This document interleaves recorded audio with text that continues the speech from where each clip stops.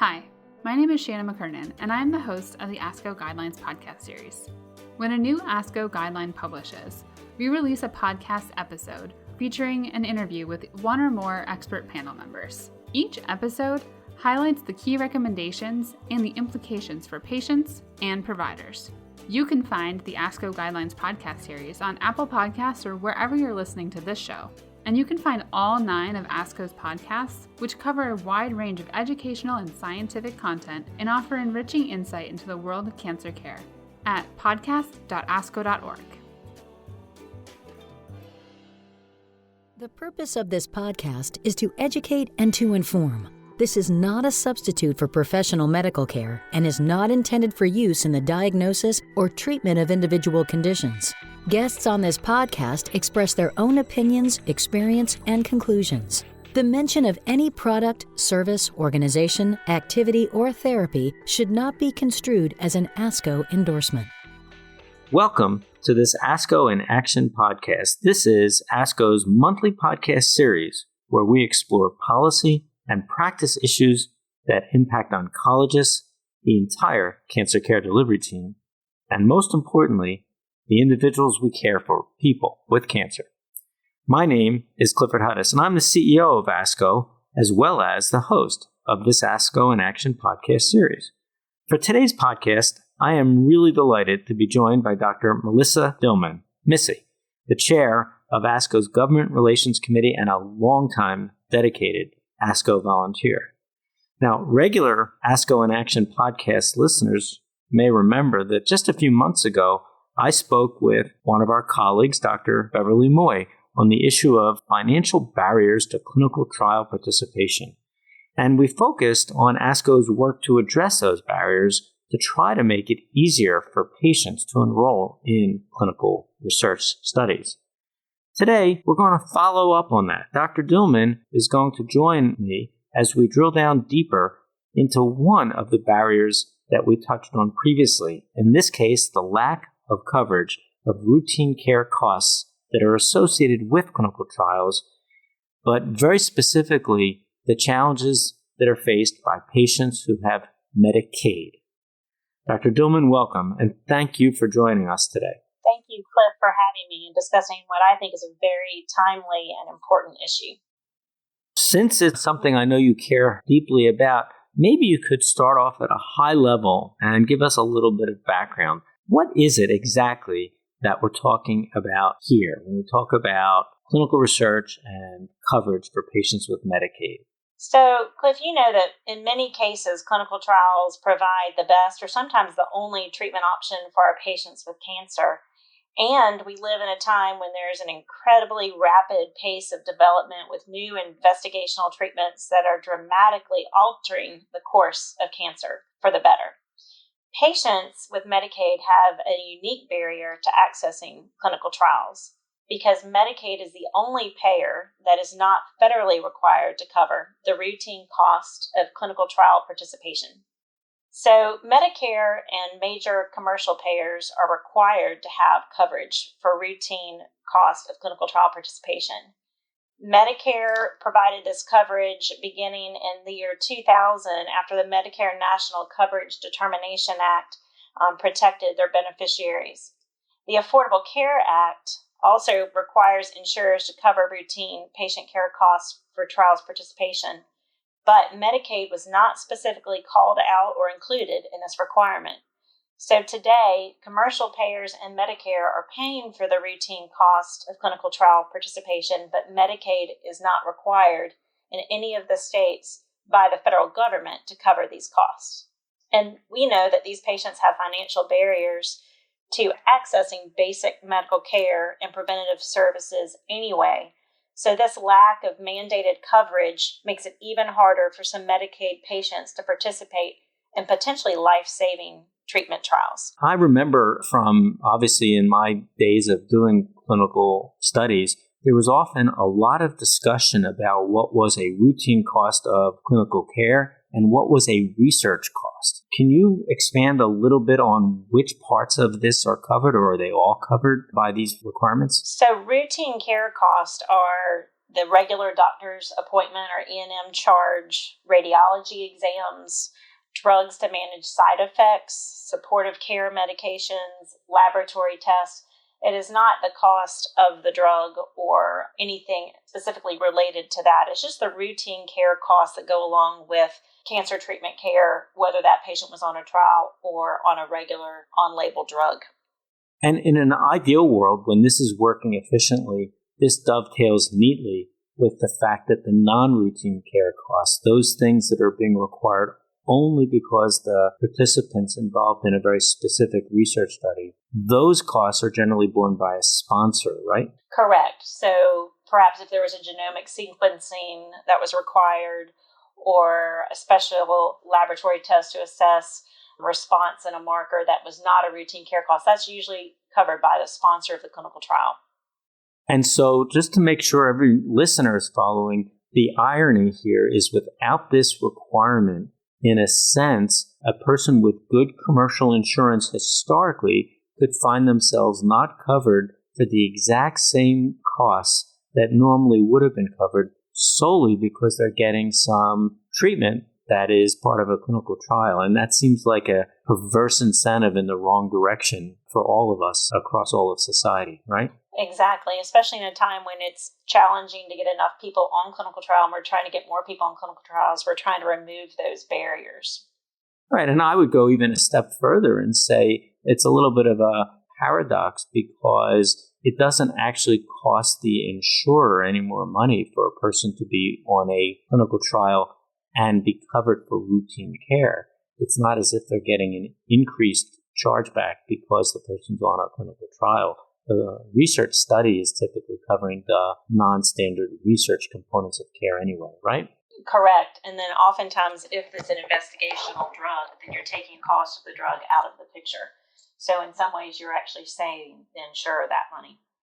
So it's funny as well, a little paradoxic, that Medicaid is the only major payer not federally required to cover their costs. Yet at the state level, I think, and I just heard about another one today, I'll tell you, some states have taken half steps or full steps to require Medicaid to cover the costs of clinical trial participation for patients, right? That's correct. About a dozen states have taken action through either written statutes or regulations or policies to require their Medicaid plan to cover these costs.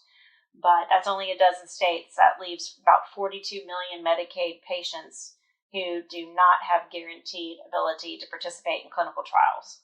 You know, I think some listeners may be surprised that you get to that big number, 42 million. And of course, that raises some basic questions about the reach and scale and extent of Medicaid. I think we should talk about that for a moment. So who has Medicaid as their primary insurance? That is, who is covered by Medicaid? What kinds of patient populations and so forth?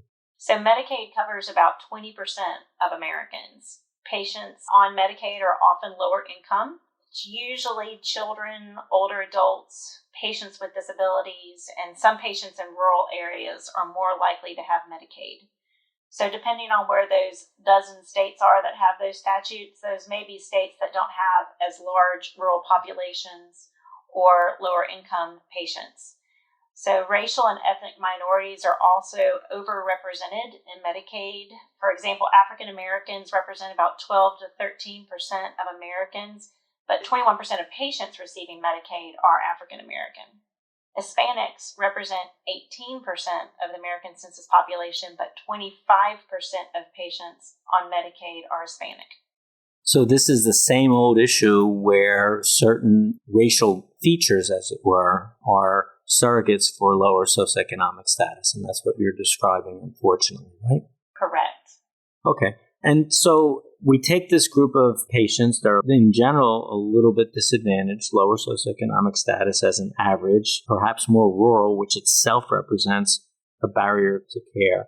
And then you add on the limitation in terms of clinical trial participation coverage. So how does this translate into an increased burden for this special population as opposed to everybody else?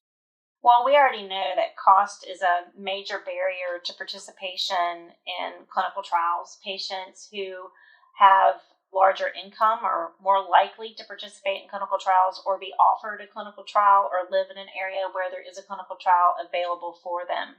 Patients who have a lower income, less than $20,000 per year, have a much lower participation rate in clinical trials, and we are therefore missing a lot of patients who could be benefiting from those clinical trials and who could be contributing to the science. And these patients don't have the financial resources to pay for their routine cost of care. They cannot afford to pay the E&M visit or for a chest x-ray or a CAT scan on their own.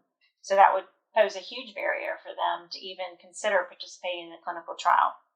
And, one of the things that frequently is stated is, of course, this means, I guess, that if you can't participate in a clinical trial, that you might be missing out on life-extending or life-saving therapy. And we have to admit that, of course, is uncommon, but not impossible.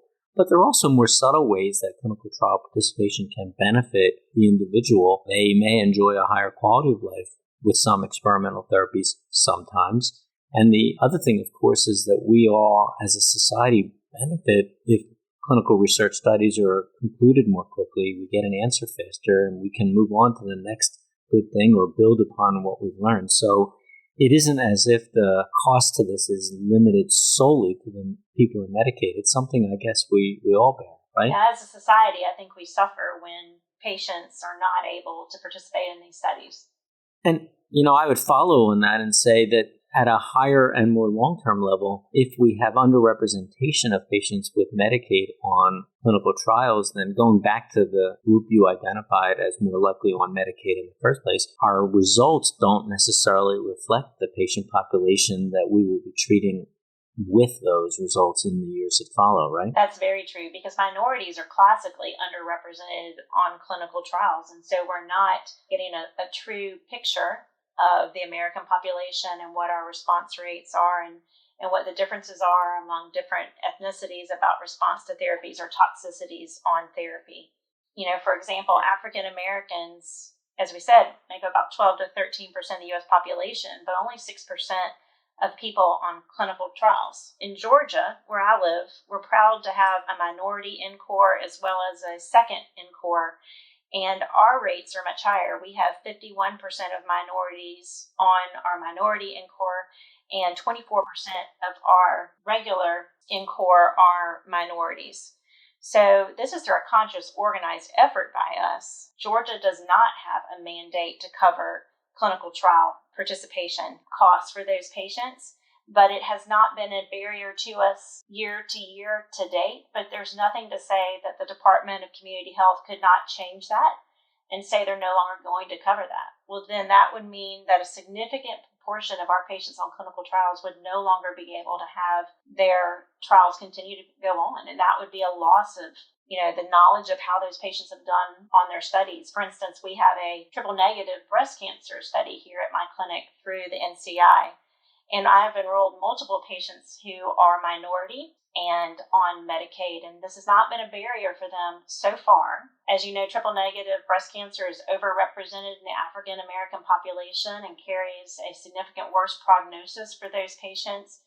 So I think that it's important to enroll those patients on that clinical trial so that we can develop better treatment to give them a better chance at beating their disease. So I would hate to see that affected by their inability to participate in those clinical trials. I agree with you. I think it's almost fascinating microcosm and encapsulation of the problems we face with disparities. I was thinking about the numbers you described just a moment ago. In round numbers, if 12% of the U.S. population is African American, yet only 6% of the patients on clinical trials are African American, while they make up 18% of the Medicaid population, they're underrepresented in trials by half, and they're overrepresented in Medicaid by a third. I mean, that's really quite a statement about disparities in its own right. I do want to ask you to do us a favor, in case there are some listeners who aren't familiar with all the terms and acronyms we use. Can you just expand NCOR and tell people what that is and that program does? So the National Cancer Institute some years ago designated certain centers to conduct clinical research studies across the country and really moving that out into the community. So For instance, ours in Georgia, the one that is large, we have about 7 centers that all offer these same clinical trials off of one grant from the NCI. And so our numbers, we have gone above and beyond what we've been asked to accrue, and these are primarily in rural settings in Georgia. So again, hitting that Medicaid population. And it's really about encouraging physicians to enroll patients in clinical trials, and it's been successful in this state. That's great. So actually, that's a perfect segue to the next part of this discussion, which is, what can we do about this? And as I said in the introduction, you've been a really active, engaged, longstanding ASCO member and volunteer. Thinking about that and thinking about ASCO itself, starting at the top from your perspective, what is it that ASCO can and should be doing to try to tackle these deep-seated problems? So ASCO has been working really diligently on this issue. ASCO has always been interested in ensuring clinical trial funding and clinical trial participation, because at the root of all of our successes for our patients is the investigation and the science. And so ASCO has worked really diligently to bring this issue to the attention of congressmen and women, because I don't think they understand how Medicaid patients are being left out in this situation. July 10th, we led a day of action to support a piece of legislation that's been introduced in the House called the Clinical Treatment Act. And so this legislation would federally require Medicaid to cover routine cost of care, like we've been discussing, for patients with a life-threatening condition, including cancer. So it's not just listed to cancer. And this is bipartisan legislation introduced by Representative Lujan and Bill Rackus. And so ASCO has been leading a coalition of organizations and volunteers from within our organization to reach out to their representatives and tell them how important this issue is. We've had community sign-on letters and other grassroots efforts, including our ACT network, which is an easy way to reach out to our representatives and let them know the personal stories that make this an important thing that they should address. So you mentioned the ACT network. Maybe you could expand a little bit. How can listeners, ASCO members or others, join in and help support this bill, but also engage more broadly? So the ACT network is a very user-friendly way to kind of like send a pre-prepared letter to your congressman. All you have to do is put in your zip code, and out comes who you need to send this to and what the issue is. But I really encourage, and ASCO has always encouraged physicians to make it personal, change the letter up, give a personal story like I did about our breast cancer trials so that the congressman understands how this affects the people in their district. So it's a really great way to get the message out. And the more letters they receive, the more likely they are to vote or to support a bill such as this.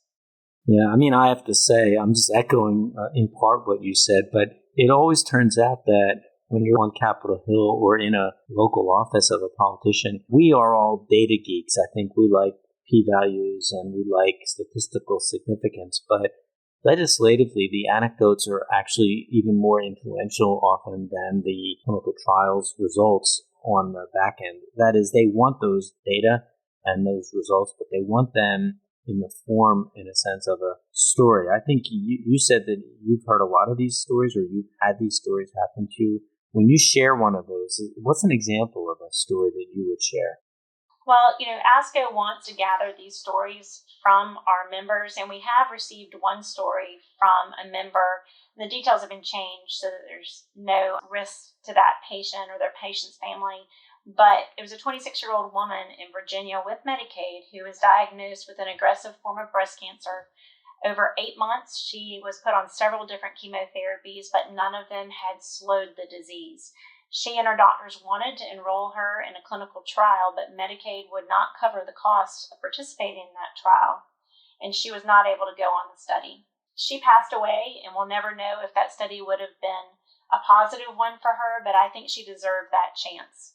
So those are the stories that if you put that in a letter to a congressman or woman, they're going to listen and take notice and understand what this bill means for the everyday person who's fighting for their life.